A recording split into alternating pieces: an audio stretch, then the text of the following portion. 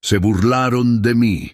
48 horas más tarde, perdieron su techo. El sol todavía no había subido del todo cuando me detuve al otro lado de la calle. Mi propia casa estaba ahí, con las ventanas abiertas, como si ya no fuera mía. Un camión blanco bloqueaba la mitad de la banqueta.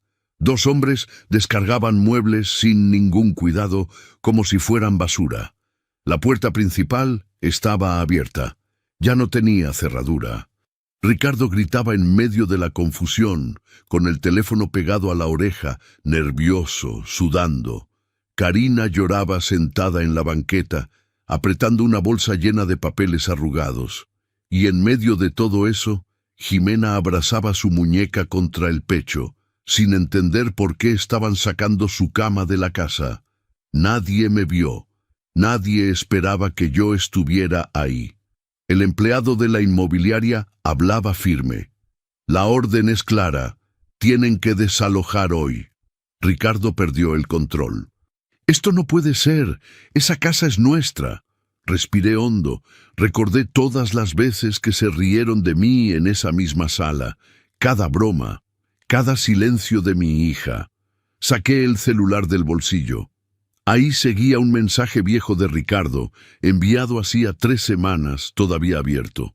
Relájate, Martín, esta casa ya no es tu problema. Guardé el teléfono, di la vuelta y empecé a caminar despacio por la banqueta sintiendo que un peso se me salía del pecho. Porque en ese momento entendí algo muy simple. Ellos se habían burlado de mí, pero para entender cómo llegué a ese día, tenemos que volver a la humillación que lo empezó todo. Antes de continuar, suscríbanse al canal y díganos en los comentarios desde dónde nos están escuchando. Mi nombre es Martín Saldaña, tengo 69 años y hace 4 meses dejé de ser padre dentro de mi propia casa. Vivo en la Ciudad de México desde que llegué del pueblo hace más de 40 años. No fue de golpe, fue poco a poco, como cuando una pared se va cuarteando y uno no se da cuenta hasta que ya está a punto de caerse. Todo empezó una tarde de agosto. Llegué del mercado con las bolsas en las manos, cansado, con la espalda adolorida. Más de 40 años trabajé en construcción, más de 40 años cargando bultos, subiendo andamios, respirando polvo. Mi cuerpo todavía lo recuerda, aunque ya no lo haga. Entré por la puerta de la cocina. Karina estaba sentada en la mesa con Ricardo. Los dos tenían papeles enfrente. No me voltearon a ver. «Buenas tardes», dije, dejando las bolsas sobre la barra. Karina levantó la vista apenas un segundo. «Papá, puedes guardar eso tú solo. Estamos ocupados». No era la primera vez, pero esa vez algo me picó en el pecho. Llevaba 2 bolsas pesadas, y mi hija no podía dejar los papeles ni 2 minutos para ayudarme. Ricardo ni siquiera me miró. «Martín, ¿trajiste tortillas?», preguntó sin levantar la cabeza. «Sí». «¿De cuáles?». «De maíz». Hizo un gesto con la boca como de fastidio. «Te pedí de harina».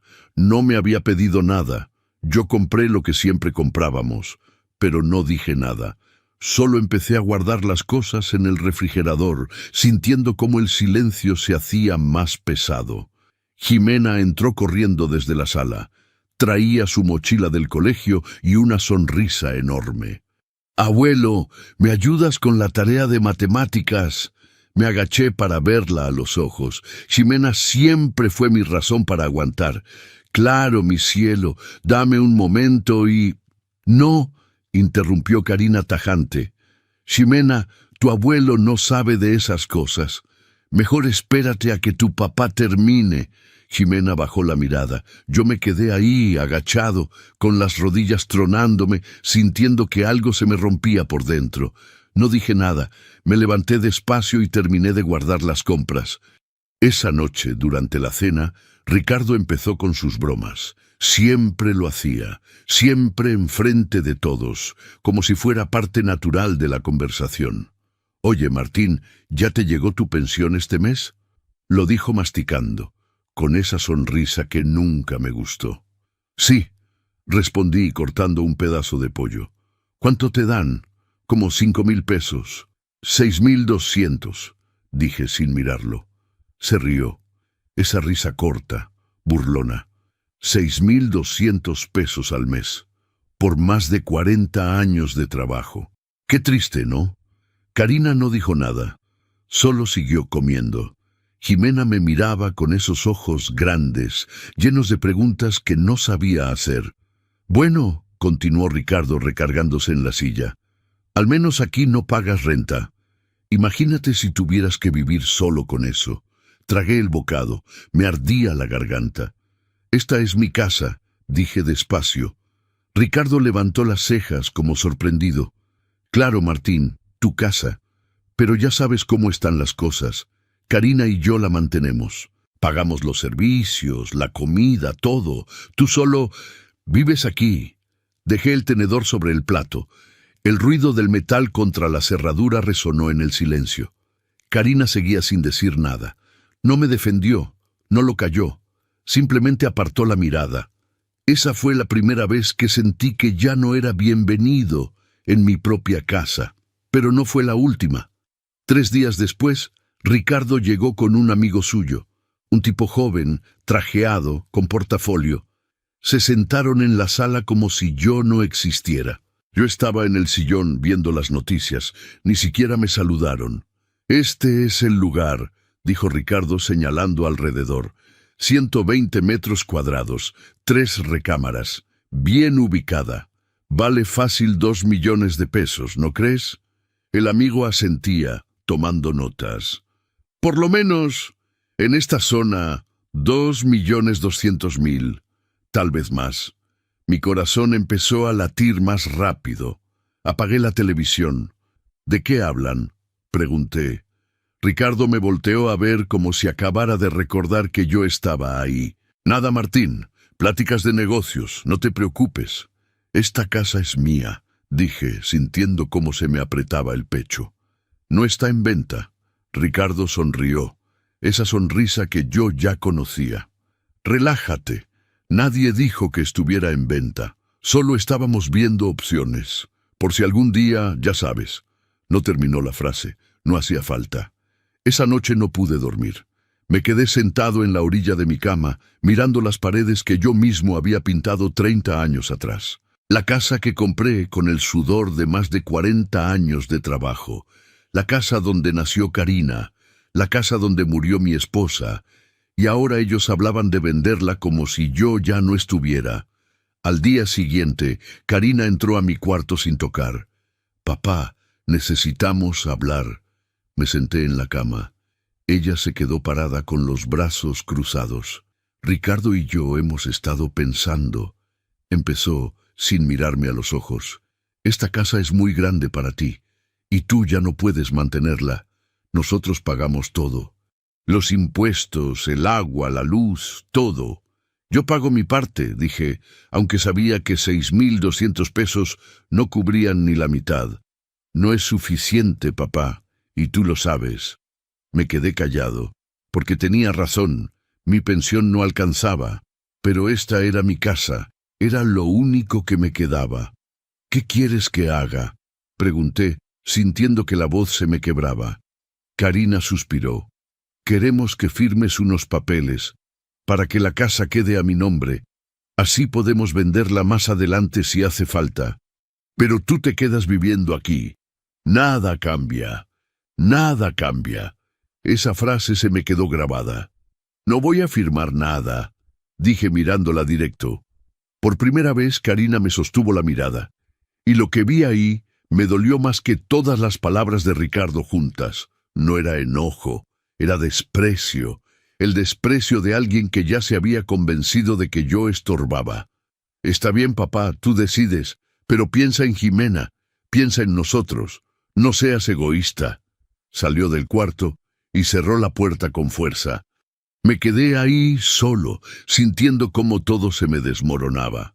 Esa noche Ricardo dijo algo que me hizo entender que ya estaban planeando mi final dentro de mi propia casa. La humillación nunca llega sola. Llega en pedazos pequeños, disfrazada de bromas, de consejos, de «es por tu bien». Y cuando te das cuenta, ya estás viviendo en tu propia casa como si fueras un invitado que se quedó demasiado tiempo. Una semana después de esa conversación con Karina, las cosas empeoraron. Ricardo empezó a controlar todo. Cada peso que se gastaba en la casa pasaba por él, cada compra, cada decisión. Un martes por la mañana abrí el refrigerador para sacar un yogurt. Solo quedaba uno. Lo tomé. Ricardo entró a la cocina 5 minutos después. ¿Te comiste el yogurt? Sí, respondí, sin entender por qué importaba. Ese era mío, Martín. Karina los compra para mí. Me quedé parado con la cuchara en la mano, sintiendo cómo me ardía la cara. No sabía. Pensé que eran para todos. Pues no, dijo abriendo la alacena. Las cosas que están aquí arriba son para ti, lo demás es nuestro. Señaló el estante más alto. Ahí había una caja de galletas saladas, un frasco de café instantáneo barato y 2 latas de atún. ¿En serio?, pregunté, sintiendo cómo se me cerraba la garganta. En serio, no es personal, Martín. Es solo que necesitamos organizarnos mejor. Tú no pagas la despensa completa, así que es justo que tengas tu espacio y nosotros el nuestro. Salió de la cocina silbando. Como si nada, como si no acabara de humillarme en la casa que yo construí con mis propias manos. Karina no dijo nada cuando se lo conté. Solo movió la cabeza y murmuró algo sobre evitar problemas. Pero lo peor no fue eso. Lo peor fue cuando llegaron las visitas. Era domingo. La hermana de Ricardo vino a comer con su esposo. Yo estaba en la sala, leyendo el periódico, cuando los escuché llegar. ¡Qué bonita casa!, dijo la cuñada mirando alrededor. No sabía que vivían tan bien. Ricardo se rió. Sí, bueno, la casa es grande, tiene sus años, pero la hemos ido arreglando poco a poco. La hemos ido arreglando, como si fuera suya, como si yo no existiera. ¿Y es de ustedes?, preguntó el cuñado. Hubo un silencio incómodo. Ricardo me miró de reojo. Es complicado. Digamos que está en proceso. La hermana de Ricardo bajó la voz, pero no tanto como para que yo no la escuchara. ¿Y el señor?, preguntó, señalándome con la barbilla. ¿Es tu suegro? Sí, respondió Karina. Es mi papá. Ah, ¿y vive con ustedes? Ricardo soltó una risa corta. Más bien nosotros vivimos con él. Por ahora. Todos se rieron, menos yo. Me quedé ahí, sentado en mi sillón, apretando el periódico entre las manos, sintiendo cómo me quemaba el pecho de rabia y vergüenza. Durante la comida, las cosas empeoraron. Ricardo contaba anécdotas, hacía chistes, todos reían. Y en cada chiste, de alguna manera, yo era el remate. El otro día Martín se quejó porque no había café, dijo Ricardo, sirviéndose más vino. Le dije, pues ve y cómpralo con tu pensión. ¿Saben cuánto le dan? 6.200 pesos al mes. Por más de 40 años de trabajo. Todos hicieron caras de lástima. ¡Qué mal!, dijo la cuñada. Con eso no alcanza ni para la despensa. Exacto, continuó Ricardo. Por eso nosotros mantenemos todo aquí. Los impuestos, los servicios, la comida, todo sale de nuestro bolsillo. Martín solo está aquí. Solo estoy aquí, en mi propia casa. En la casa que compré en 1987 con un préstamo que tardé 20 años en pagar. En la casa donde mi esposa murió hace 5 años, en esa misma recámara del fondo. Pero yo solo estaba ahí. Karina no dijo nada, ni una sola palabra en mi defensa. Solo seguía comiendo, con la mirada baja, como si no escuchara nada. Jimena me miró desde su silla. Sus ojos estaban llenos de tristeza. Quiso decir algo, pero Karina le puso una mano en el hombro y negó con la cabeza. Me levanté de la mesa sin terminar de comer. ¿A dónde vas, Martín?, preguntó Ricardo con esa sonrisa. Al baño, respondí sin voltear. Me encerré en el baño y me senté en la tapa del excusado. Me temblaban las manos, sentía cómo me ardían los ojos, pero no iba a llorar, no iba a darles ese gusto. Respiré hondo. Una vez, 2 veces, 3. Cuando salí, ya se habían ido. La casa estaba en silencio.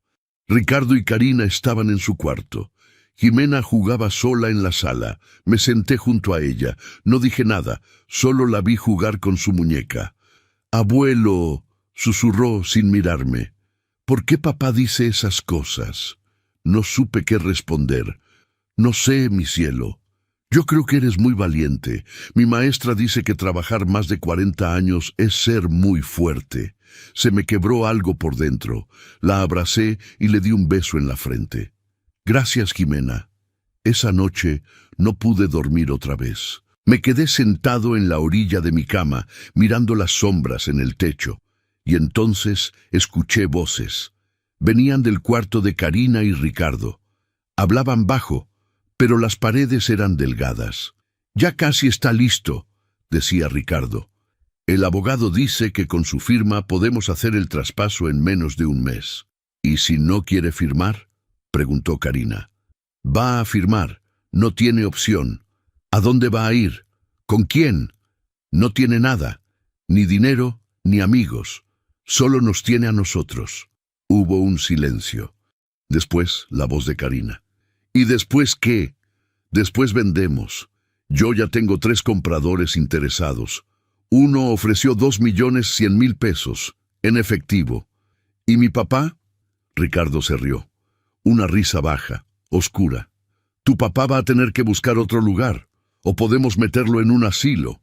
Con su pensión alcanza para uno sencillo». Sentí cómo se me helaba la sangre. No podía respirar, no podía moverme. Solo estaba ahí, sentado en la oscuridad, escuchando cómo mi hija y mi yerno planeaban robarme mi casa y tirarme a la calle. Al día siguiente, actué como si nada. Preparé mi café en el estante de arriba.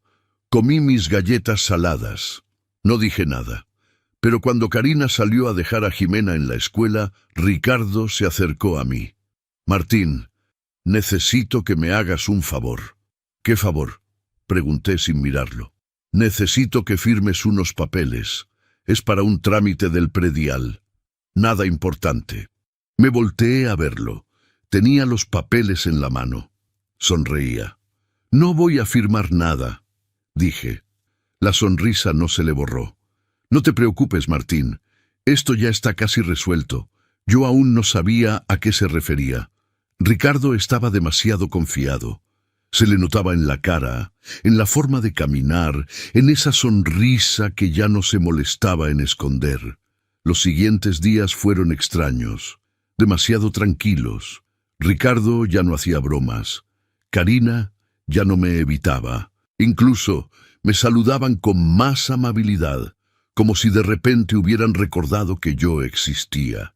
Pero yo sabía lo que había escuchado esa noche, y sabía que algo estaba por pasar. Un jueves por la tarde, Ricardo llegó temprano del trabajo. Traía una carpeta café en la mano y esa sonrisa que ya me daba náuseas. «Martín, ¿tienes un momento?». «¿Para qué?», pregunté, sin levantarme del sillón. «Es rápido. Solo necesito que firmes algo. Un trámite del predial. Ya sabes, cosas de la casa». Ahí estaba otra vez. Los papeles. La trampa disfrazada de favor. «Ya te dije que no voy a firmar nada», respondí, mirándolo directo a los ojos. Ricardo suspiró. Se sentó en el sillón de enfrente.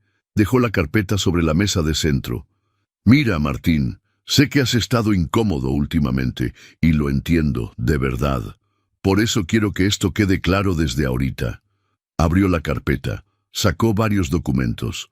Todos tenían el logo de un notario público en la esquina superior. «Este documento», continuó señalando solo la primera hoja, «es para protegerte. Es simple, es rápido. Solo necesito tu firma aquí». «¿Y yo qué?», pregunté.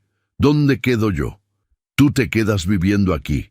Toda la vida si quieres. Eso no cambia. Solo es un papel, Martín. Un trámite, nada más. Solo un papel. Las mismas palabras que usan los ladrones cuando te quieren robar sin pistola».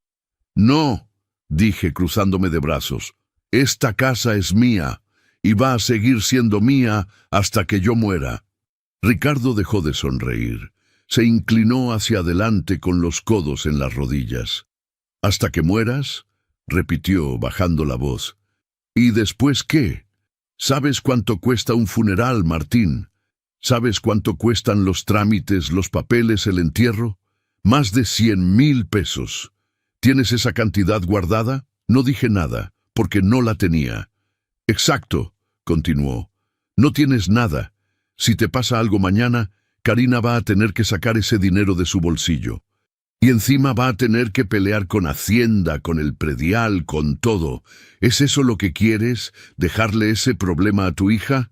Sentí cómo se me apretaba el pecho. Me estaba manipulando, lo sabía, pero sus palabras se me clavaban de todas formas. «Piénsalo», dijo empujando los papeles hacia mí.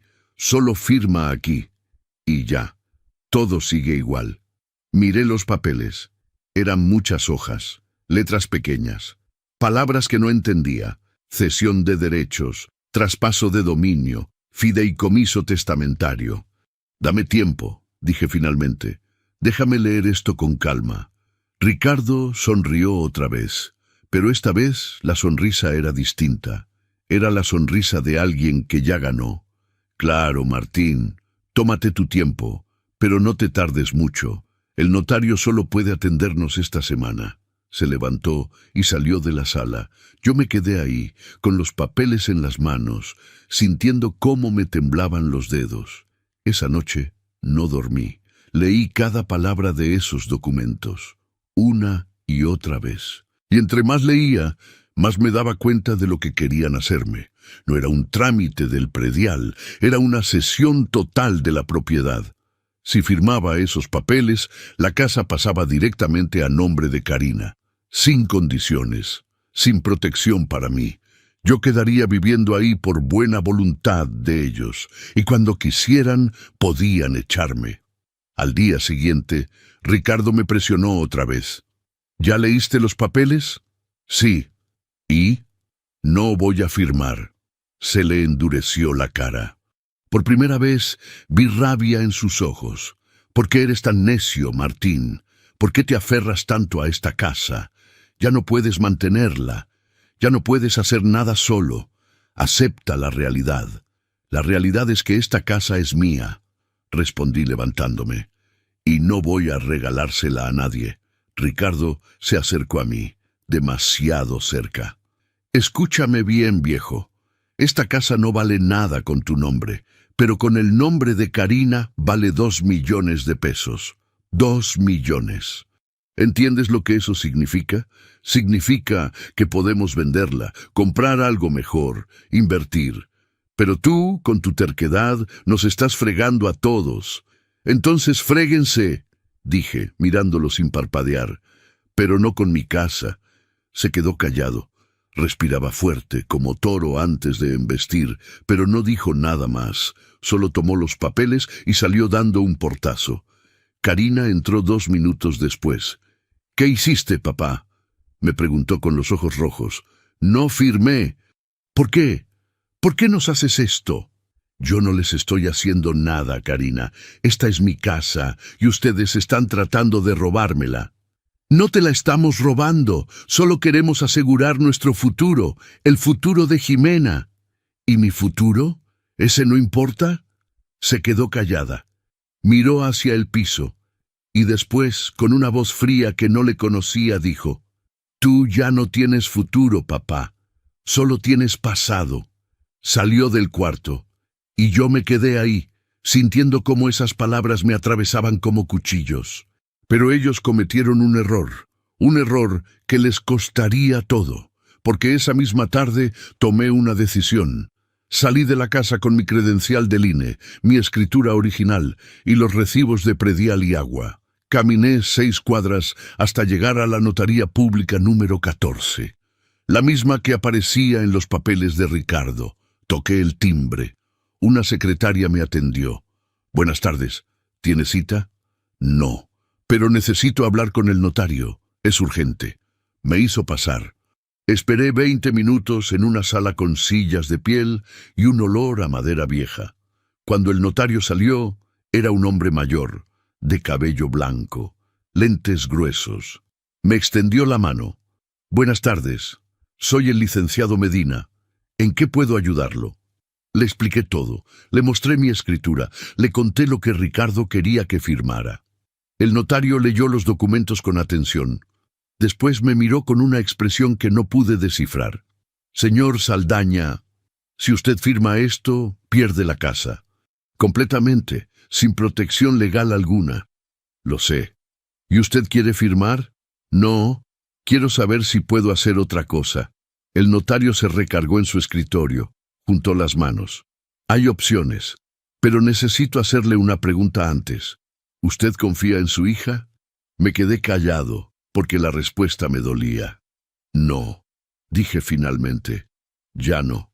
El notario asintió. Entonces necesitamos actuar rápido. Cuando el notario levantó la vista y dijo una frase inesperada, entendí que Ricardo no sabía con quién estaba jugando.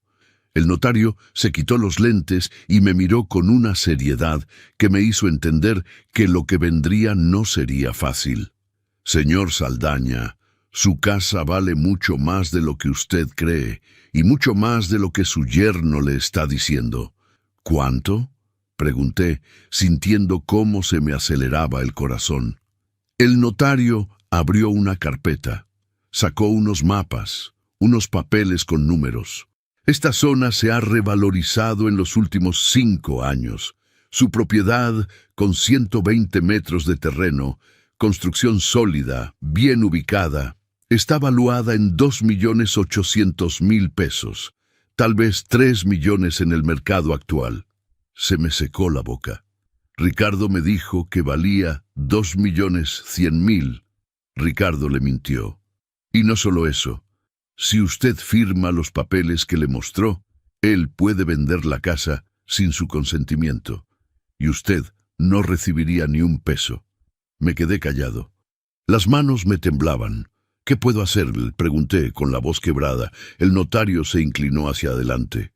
Puede vender, usted, antes que ellos hagan cualquier movimiento. Vender la casa, recibir el dinero y decidir qué hacer con su vida. Pero tiene que actuar rápido. Y si ellos se enteran, no tienen por qué enterarse, hasta que sea demasiado tarde. Salí de esa notaría con algo que no había sentido en meses: control. Por primera vez en mucho tiempo, yo tenía las cartas en la mano. Y ellos no lo sabían. Esa noche llegué a casa actuando como siempre, callado, cansado, invisible. Ricardo ni siquiera me volteó a ver. Karina estaba en su cuarto. Jimena hacía tarea en la mesa del comedor. Me senté junto a ella. ¿Cómo te fue hoy, mi cielo? Bien, abuelo. Saqué 10 en matemáticas. Le di un beso en la frente. Eres muy inteligente. Jimena me miró con esos ojos grandes, llenos de inocencia. Abuelo, ¿tú estás triste? ¿Por qué lo dices? Porque ya no hablas mucho. Y a veces te veo y parece que quieres llorar. Se me hizo un nudo en la garganta. No supe qué responder. Solo estoy cansado, Jimena, pero estoy bien, te lo prometo. Ella sonrió y volvió a su tarea. Yo me quedé ahí, viéndola escribir, grabándome ese momento en la memoria, porque sabía que todo estaba a punto de cambiar. Los siguientes días fueron los más difíciles de mi vida.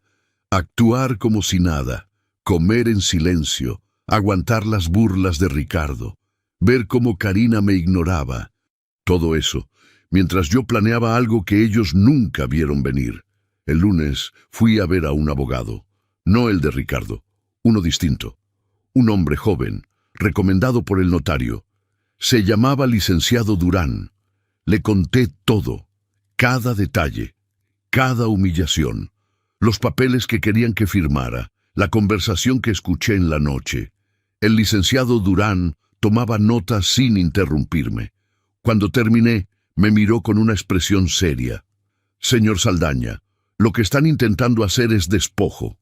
Es un delito. Podríamos denunciarlos. No quiero denunciarlos, dije. Solo quiero protegerme y recuperar mi dignidad. ¿Qué quiere hacer entonces? Quiero vender la casa, recibir el dinero y comprar algo más pequeño, algo que sea solo mío, algo que nadie pueda quitarme. El licenciado asintió. Puedo ayudarlo, pero necesito que entienda algo. Una vez que vendamos la casa, su relación con su hija probablemente se termine. Ya se terminó, respondí. Solo que ella todavía no lo sabe. Esa misma semana, el licenciado Durán puso la casa en venta. No en Internet, no en anuncios públicos, solo con contactos privados, compradores serios que buscaban propiedades en la zona. En una semana teníamos 5 ofertas. La mejor fue de 2.900.000 pesos, en efectivo, sin crédito, sin trámites largos. Era una pareja joven, doctores, con 2 hijos pequeños. Querían mudarse antes de que empezara el ciclo escolar. Acepté la oferta. Firmamos un contrato de compraventa. Y programamos la escrituración para 4 semanas después. Durante esas 4 semanas yo seguí viviendo en la casa como siempre, invisible, callado, obediente. Ricardo seguía presionándome para que firmara sus papeles, pero ya no con la misma intensidad. Ahora sonaba más relajado, más confiado. «No te preocupes, Martín», me dijo un viernes en la noche. «Ya encontré la forma de hacerlo sin tu firma. Mi abogado dice que hay una figura legal que se llama posesión de buena fe. Como Karina ha vivido aquí más de 10 años, puede reclamar derechos sobre la propiedad». Se rió. Esa risa que me hacía hervir la sangre. «Así que relájate. Esta casa ya no es tu problema. Esta casa ya no es tu problema». Tenía razón, pero no de la forma que él creía. Mientras Ricardo planeaba robarme, yo ya había vendido.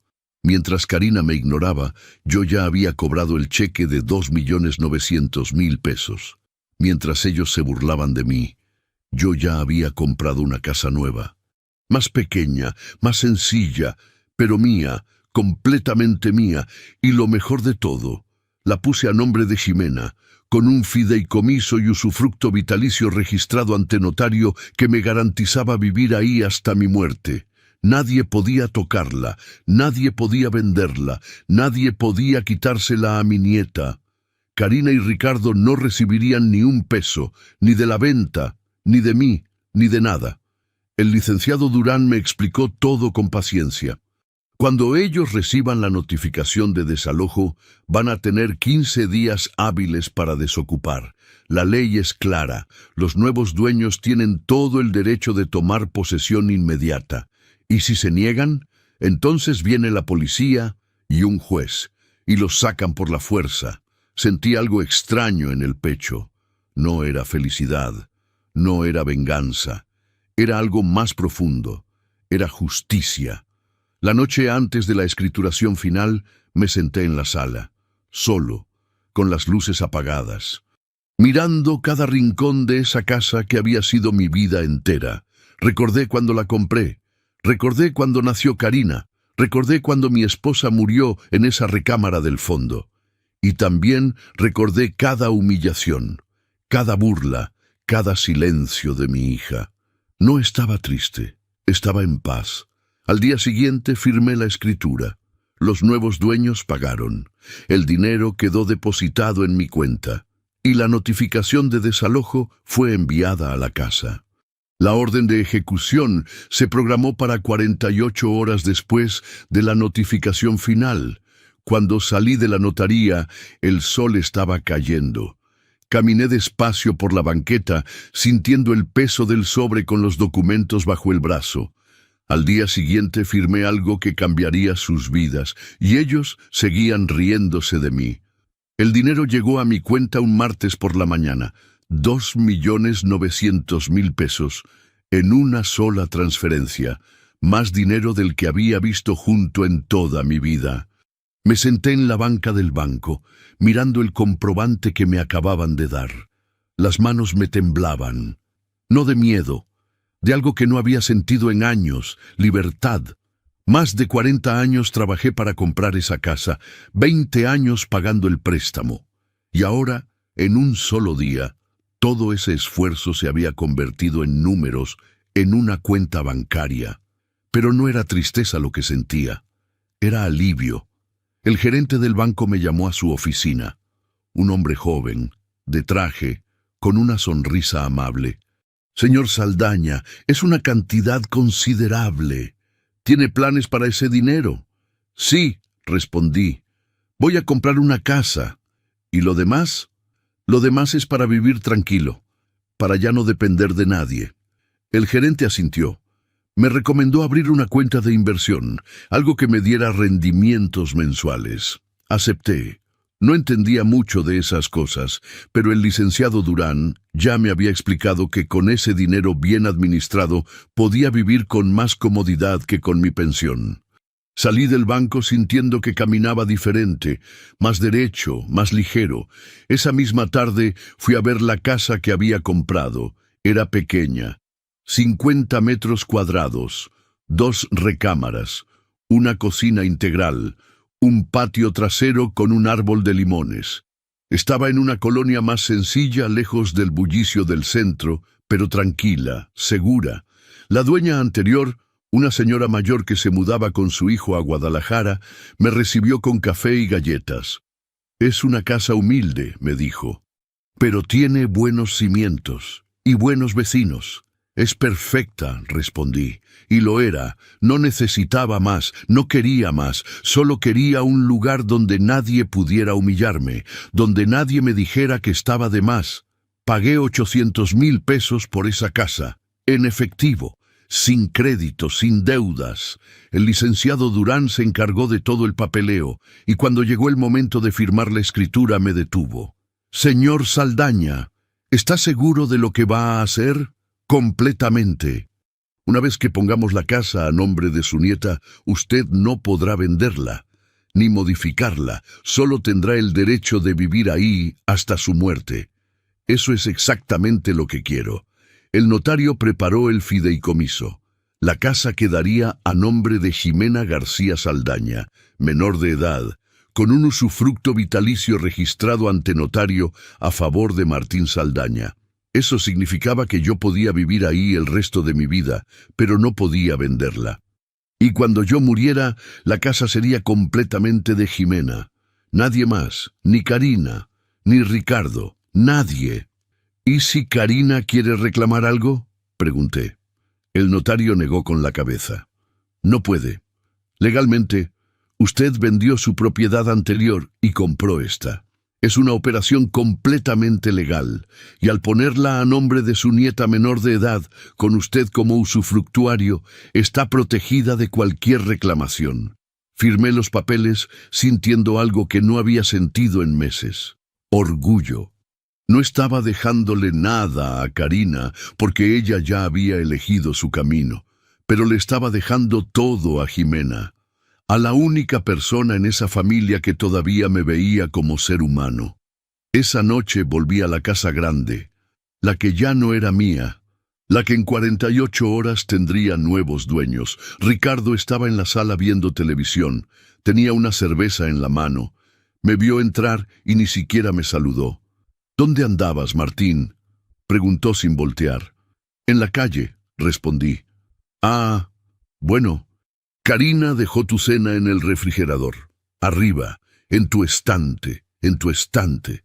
Sonreí, porque ya no me dolía. Fui a mi cuarto, cerré la puerta y empecé a empacar mis cosas. No tenía mucho: ropa, algunos libros, las fotos de mi esposa, una caja con herramientas viejas.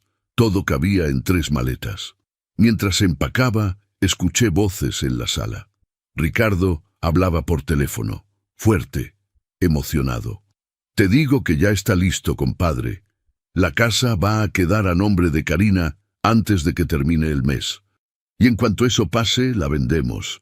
Ya tengo todo arreglado con un comprador. 2.100.000 en efectivo». Hizo una pausa. Después se rió. «¿El viejo? No te preocupes por él. Vamos a buscarle un asilo, de esos del gobierno. Con su pensión alcanza para uno sencillo. Va a estar mejor ahí de todas formas. Aquí solo estorba». Cerré los ojos, respiré hondo. Terminé de empacar. Al día siguiente, muy temprano, Saqué mis maletas de la casa, una por una. Las puse en la cajuela de un taxi que contraté. Nadie me vio, nadie me escuchó. Antes de irme, entré al cuarto de Jimena. Estaba dormida. Me senté en la orilla de su cama.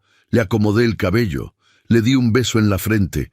«Te quiero mucho, mi cielo», susurré, «y voy a cuidarte siempre, aunque no estés conmigo». Salí de esa casa sin voltear atrás. El taxi me llevó a mi casa nueva, la pequeña, la humilde, la que era completamente mía. Entré, cerré la puerta, y por primera vez en meses respiré tranquilo.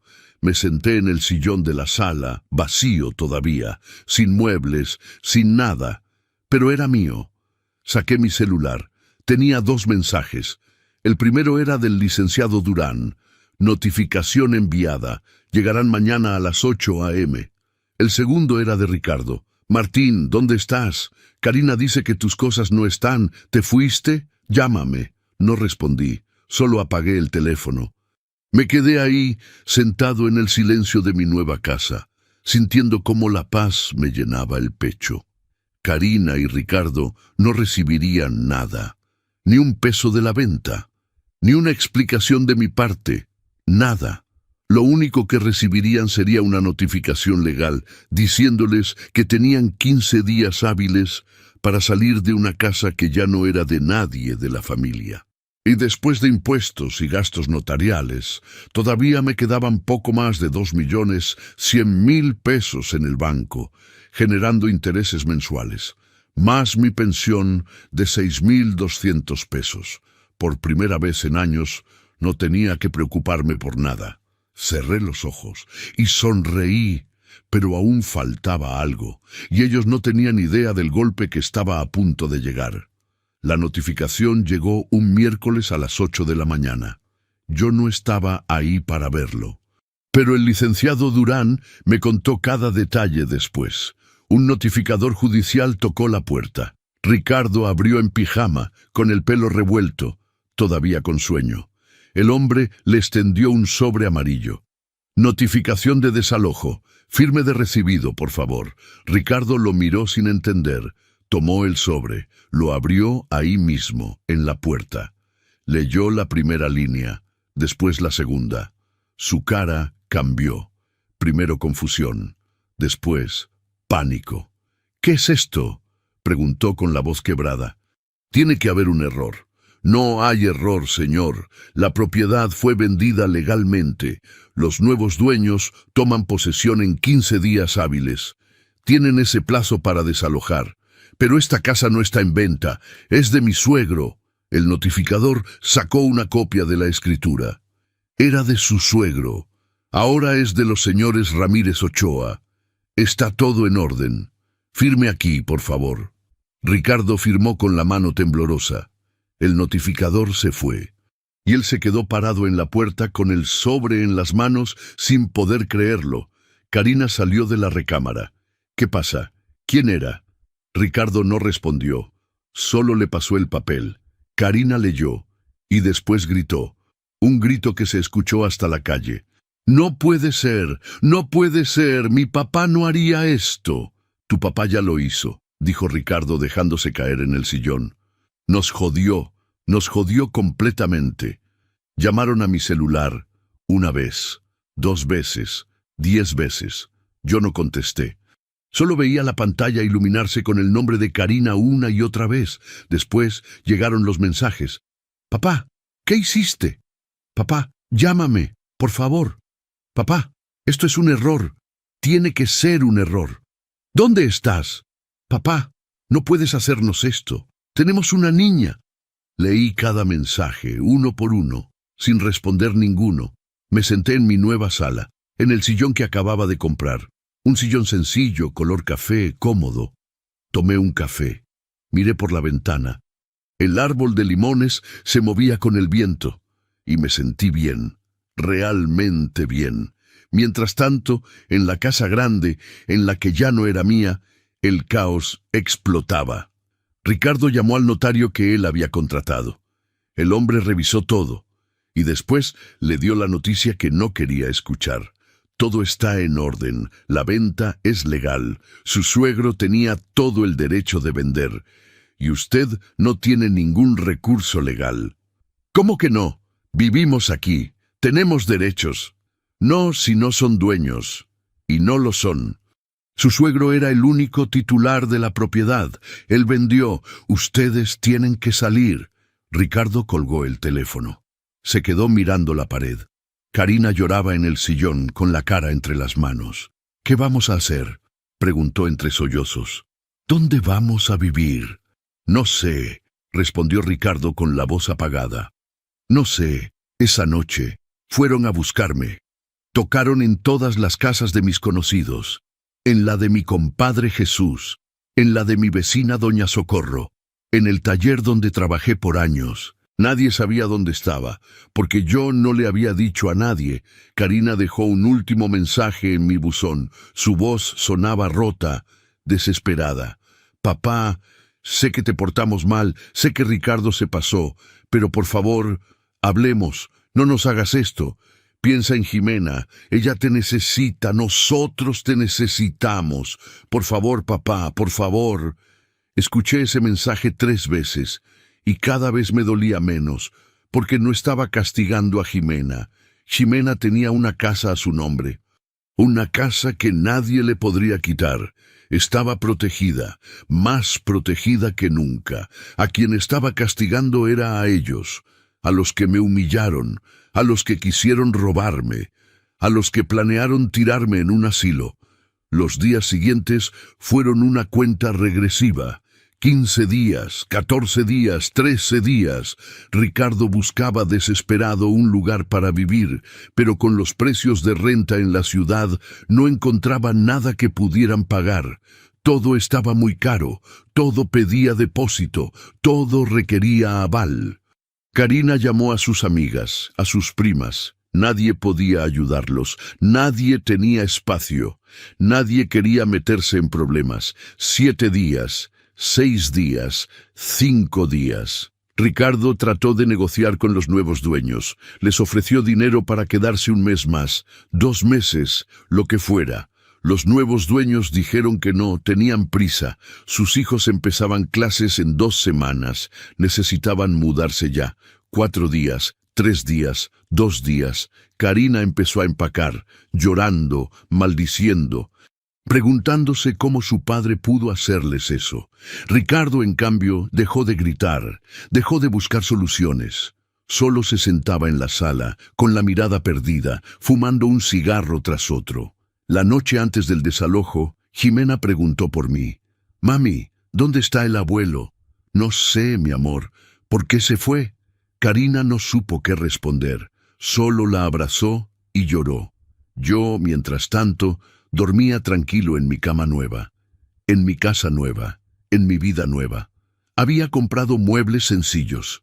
Una mesa de madera, 4 sillas, una cama de tamaño matrimonial, un ropero, una televisión pequeña, nada ostentoso, nada que me pesara. Y todavía me sobraba dinero, mucho dinero, poco más de 2.100.000 pesos en el banco, generando intereses. Más mi pensión de 6.200 pesos al mes. Por primera vez en años, no tenía que preocuparme por nada. La noche antes del desalojo, recibí un mensaje del licenciado Durán. Mañana a las 7 a.m. el notificador irá con la policía.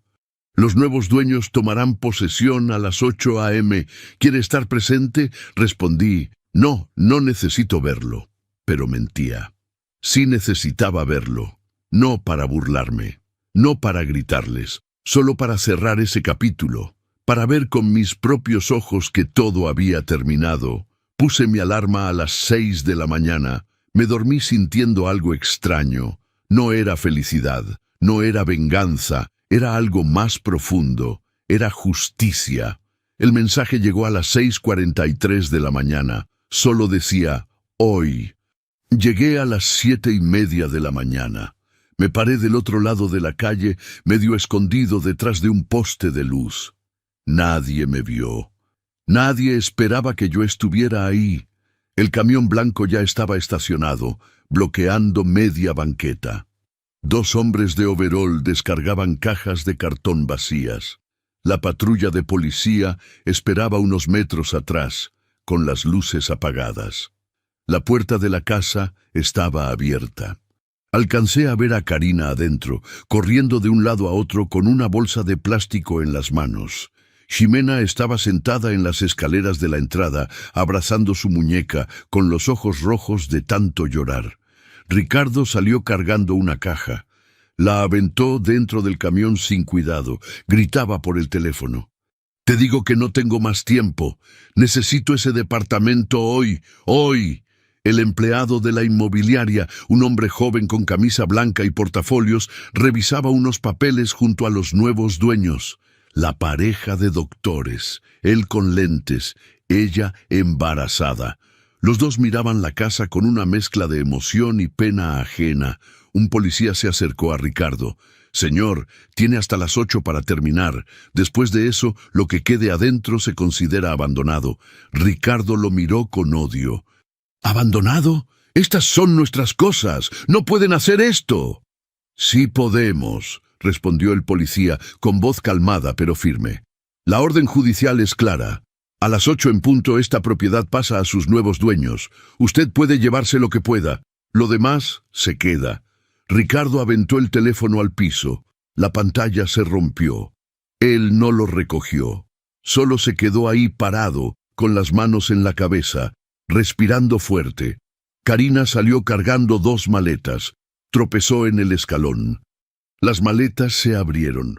La ropa se desparramó por la banqueta. Ella cayó de rodillas, sollozando, tratando de recoger todo. Nadie la ayudó. Ximena corrió hacia ella. «Mami, no llores.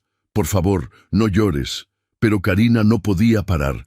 Lloraba con la cara entre las manos, rodeada de su ropa en la calle, mientras los vecinos miraban desde las ventanas y las puertas. Sentí algo en el pecho. No era lástima, no era arrepentimiento, era algo más complicado, algo que no tenía nombre. Porque esa era mi hija, la niña que cargué en brazos, la que enseñé a andar en bicicleta, la que lloró en mi hombro cuando murió su mamá. Pero también era la mujer que me ignoró, que permitió cada humillación, que planeó robarme mi casa y tirarme en un asilo. ¿Qué se supone que debía sentir? Ricardo volvió a entrar a la casa. Salió cargando la televisión, después el microondas, después una lámpara. Todo lo aventaba al camión sin orden, sin cuidado, como si ya nada importara. El empleado de la inmobiliaria miró su reloj. 7:55. Los nuevos dueños esperaban pacientemente. Él tenía su mano sobre el hombro de ella. Ella acariciaba su panza de embarazada. Parecían buenas personas. Personas que cuidarían esa casa mejor que Ricardo y Karina. A las 7:58, Karina sacó la última caja. Estaba llena de fotos. Fotos de su infancia, de su boda, de Ximena de bebé. La puso en la banqueta y se sentó junto a ella, agotada, destruida. Ricardo cerró la puerta del camión. Sudaba. Tenía la camisa pegada al cuerpo. Se acercó al policía. «¿Ya? ¿Ya podemos irnos?» «Pueden irse cuando quieran», respondió el policía. «Pero a las 8 en punto, esta casa ya no es su problema». Ricardo volteó a ver la casa, una última vez. Después volteó a ver a Karina. «Vámonos», dijo con la voz rota. «¿A dónde?», preguntó Karina sin moverse. «No tenemos a dónde ir. Al hotel. Ya después vemos». «¿Con qué dinero, Ricardo? ¿Con qué dinero?» Ricardo no respondió, solo subió al camión, arrancó el motor. Karina levantó a Ximena, la cargó. Subieron al camión. Justo antes de irse, Ximena volteó hacia la casa y después volteó hacia donde yo estaba. Me vio. Sus ojos se encontraron con los míos. Abrió la boca, sorprendida. Quiso gritar mi nombre, pero su madre la jaló hacia dentro del camión. Ella se quedó mirándome a través de la ventana, con la mano presionada contra el vidrio, mientras el camión arrancaba.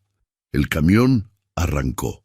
Se fue por la calle, dobló la esquina y desapareció. Los nuevos dueños entraron a la casa. El empleado de la inmobiliaria les entregó las llaves. La patrulla se fue. Los hombres del camión se fueron. Y la calle quedó vacía. Solo quedaban las cosas que Ricardo y Karina no pudieron cargar. Una silla rota, unas cajas de cartón mojadas, un espejo quebrado. Yo me quedé ahí parado del otro lado de la calle, mirando esa casa que ya no era de nadie de mi familia. Respiré hondo. Una vez, 2 veces, y después me di la vuelta. Caminé despacio por la banqueta. Sentí el sol en la cara. Escuché los pájaros en los árboles. Olí el pan recién hecho de la panadería de la esquina y me sentí libre. No grité, no me burlé, no les dije, se lo merecen. Simplemente me fui. Con el tiempo entendí algo. Gritar no sirve. Lo que sirve es decidir. Saqué mi celular. Tenía 27 llamadas perdidas de Karina. 12 mensajes de Ricardo, 3 mensajes de números desconocidos. Los borré todos. Después marqué un número nuevo, un número que acababa de guardar 2 días antes. ¿Licenciado Durán? Señor Saldaña, ¿cómo está? Bien, muy bien, quiero hacer algo más. ¿Qué necesita? Quiero abrir una cuenta de ahorro a nombre de Jimena, para su educación, para su futuro, y quiero que nadie más tenga acceso. Solo ella, cuando cumpla 18 años. Hubo un silencio del otro lado. ¿Cuánto quiere depositar? 400,000 pesos. ¿Está seguro? Completamente. Muy bien, lo preparo hoy mismo. Colgué. Guardé el teléfono y seguí caminando hacia mi casa, mi nueva casa, la pequeña, la humilde, la que era completamente mía. Mientras ellos perdían su techo, yo tomaba una decisión que nadie esperaba. 3 meses después del desalojo, salí de viaje. No fue algo planeado. No fue algo que soñara hacer. Simplemente una mañana desperté, miré por la ventana de mi casa pequeña, vi el árbol de limones moviéndose con el viento y pensé, ya no tengo nada que me detenga. Compré un boleto de autobús a Oaxaca. Nunca había estado ahí. Mi esposa siempre quiso ir. Decía que quería ver el mar de noche, comer tlayudas, caminar por calles empedradas, pero nunca fuimos, nunca tuvimos tiempo, nunca tuvimos dinero, siempre había algo más importante. Ahora sí tenía tiempo, y dinero, y libertad. El viaje duró 8 horas. Me senté junto a la ventana y vi pasar el paisaje, montañas, pueblos, campos de maíz, niños vendiendo fruta en las paradas. Todo me parecía nuevo, aunque no lo fuera. Llegué a Oaxaca de noche. Busqué un hotel sencillo, una habitación pequeña, limpia, con vista a una iglesia colonial. Costaba 300 pesos la noche, económico, digno. Me acosté en esa cama extraña, en esa ciudad desconocida, y dormí como no había dormido en años, sin pesadillas. Sin despertar en la madrugada, sin ese nudo en el pecho que me acompañó durante meses, dormí en paz. Al día siguiente caminé por la ciudad, probé el mole negro, compré un alebrije en el mercado, me senté en el zócalo a ver pasar la gente. Nadie me conocía, nadie me juzgaba, nadie esperaba nada de mí. Era solo un viejo tomando café en una banca, y era suficiente. Desde Oaxaca viajé a Puerto Escondido. Vi el mar, ese mar que mi esposa quería conocer. Me senté en la arena, con los pies descalzos, sintiendo las olas llegar y retirarse, y le hablé, como si estuviera ahí conmigo. Lo hice, mi amor. Me defendí, recuperé mi dignidad, y ahora estoy aquí, cumpliendo lo que nunca pudimos hacer juntos. El viento se llevó mis palabras, las olas siguieron llegando, y yo me quedé ahí, sintiendo que algo dentro de mí finalmente sanaba. Durante esos 3 meses, viajando con calma y sin prisa, visité lugares que nunca imaginé conocer. Guanajuato, San Miguel de Allende, Querétaro. Cada ciudad era un recordatorio de que México era más grande que mi sufrimiento, más hermoso que mi rabia, más vivo que mi pasado. En San Miguel de Allende me encontré con un viejo compañero de trabajo, Ramón. Hacía 15 años que no lo veía. Estaba sentado en una cafetería tomando café, leyendo el periódico. Me acerqué con cuidado. Ramón levantó la vista. Tardó un segundo en reconocerme. Después sonrió. Martín, ¿qué haces aquí? Lo mismo que tú. Viviendo. Nos sentamos a platicar. Me contó que se había jubilado hacía 2 años, que se había divorciado, que sus hijos vivían en Estados Unidos, que él decidió vender todo y recorrer México hasta que se le acabara el dinero o la vida. ¿Y tú?, preguntó. ¿Cómo estás? Libre, respondí. Por primera vez en años, completamente libre. Ramón me miró con una sonrisa cómplice. Eso suena a que hay una historia ahí. La hay, pero es larga. Tengo tiempo. Le conté todo, cada detalle. Desde las humillaciones hasta la venta. Desde el plan silencioso hasta el desalojo. Ramón escuchó sin interrumpir, asintiendo de vez en cuando. Cuando terminé, se quedó callado. Después levantó su taza de café. Por la dignidad, Martín. Por recuperarla cuando todos pensaban que ya la habías perdido. Brindamos. Y en ese momento supe que había hecho lo correcto. Regresé a mi casa después de 3 meses. La encontré exactamente como la dejé. Limpia, ordenada, mía. El árbol de limones tenía frutos nuevos. Los corté. Hice agua fresca. Me senté en el patio a tomarla mientras el sol se ponía. Mi teléfono sonó. Era un número desconocido. Dudé, pero contesté. ¿Señor Saldaña? Sí, soy la maestra de Jimena. Disculpe que lo moleste. Su hija me dio este número hace meses. Quería hablar con usted. Se me aceleró el corazón. ¿Le pasó algo a Jimena? No, ella está bien. Pero ha estado preguntando mucho por usted, y creo que sería bueno que hablaran. ¿Karina sabe que me está llamando? Hubo un silencio. No, fue idea mía. Jimena llora mucho en la escuela. Dice que extraña a su abuelo. Dice que no entiende por qué se fue. Cerré los ojos. Respiré hondo. Dígale que su abuelo la quiere mucho, y que cuando ella cumpla 18 años va a entender todo. ¿Eso es todo? Eso es todo. Colgué y lloré, no de tristeza, de algo más profundo, de aceptación, porque Jimena estaba protegida. Tenía una casa a su nombre. Tenía 400,000 pesos guardados para su educación, y cuando fuera mayor podría decidir por ella misma qué hacer con todo eso. Karina y Ricardo, en cambio, no tenían nada de mí. Ni dinero, ni casa, ni herencia. Nada. El licenciado Durán me había explicado todo muy claro. Legalmente, ellos no podían reclamar nada. Yo vendí mi propiedad, compré otra, la puse a nombre de mi nieta, todo bajo la ley, todo irreversible. Si algún día intentaban algo, se encontrarían con un muro legal que nunca podrían romper. Una semana después, recibí una carta del bufete de abogados que Ricardo había contratado. Amenazaban con demandarme por despojo familiar y abandono de obligaciones paternas. Se la llevé al licenciado Durán, leyó la carta, se rió. Esto no tiene fundamento legal, 0, es puro berrinche. ¿Qué hago? Nada, ignórelos. Si demandan, los vamos a destrozar en el tribunal. Usted no hizo nada ilegal. Nada inmoral, solo protegió su patrimonio. Rompí la carta y volví a mi vida. Ahora todas las mañanas me levanto sin prisa, preparo café, leo el periódico, salgo a caminar por el parque, platico con los vecinos, riego el árbol de limones, vivo con 3,000 pesos a la semana entre mi pensión y los intereses de mis ahorros. No es mucho, pero es más que suficiente. No tengo televisión de pantalla grande, no tengo carro, no tengo lujos, pero tengo paz, tengo dignidad.